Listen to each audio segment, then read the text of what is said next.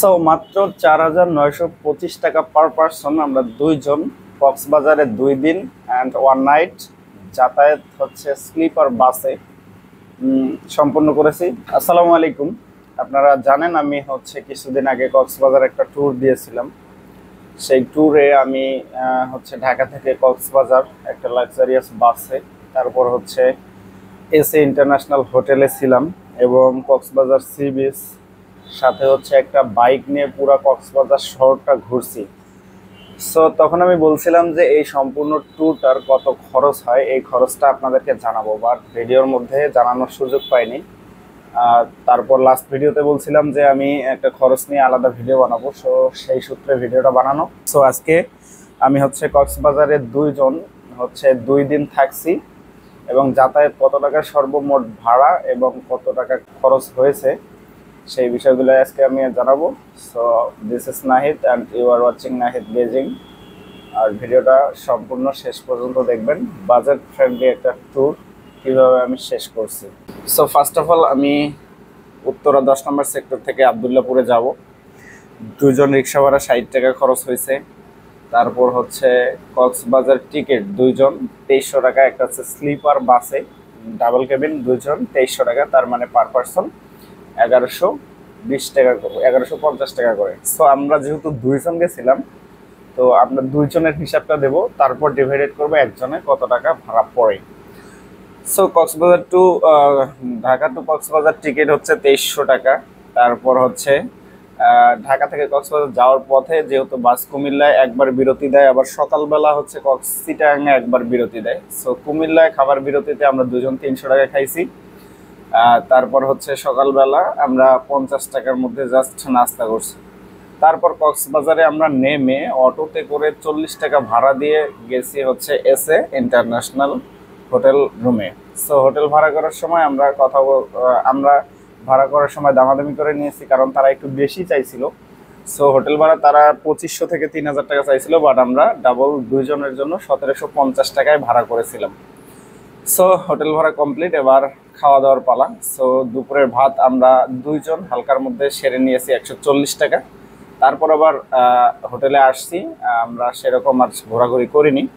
So তারপর রিক্সা ভাড়া 100 টাকা দিয়েছি। রিক্সা ভাড়া করে আমরা বাইক নিতে গিয়েছিলাম।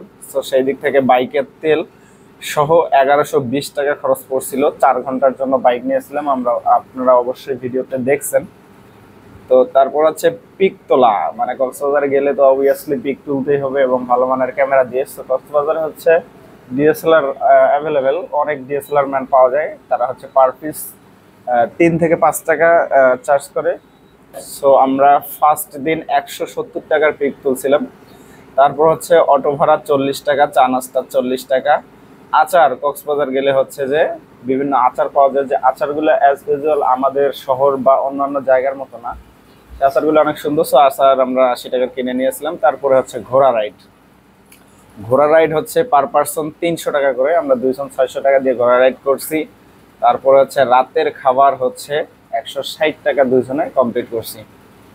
সো তারপরে রাতে আমরা 10টার সময় খাবার খাইছিলাম, বাট আমরা কোথাও গেলে বিশেষ করে আমি কখনো রাতে ঘুমাই না। সো সেই দিক থেকে রাতের জন্য আলাদা এক্সট্রা খাবার নিয়েছিলাম 100 টাকার। সকালের খাবার আমরা দুইজন 200 টাকা দিয়ে খেয়েছিলাম। তারপরে হচ্ছে আবার রিক্সা ভাড়া এখান ওখান ট্রান্সপোর্টের জন্য এবং চিপস মিলে হচ্ছে 100 টাকার মতো। তারপর আমরা কক্সবাজারে বিচের পারে যাই। বিচে যায় হচ্ছে বিচ বেড 120 টাকা দিয়ে 2 ঘন্টার জন্য ভাড়া করি। বিচ বেডে আমরা বসে থেকে সাগরের দৃশ্যগুলো উপভোগ করি।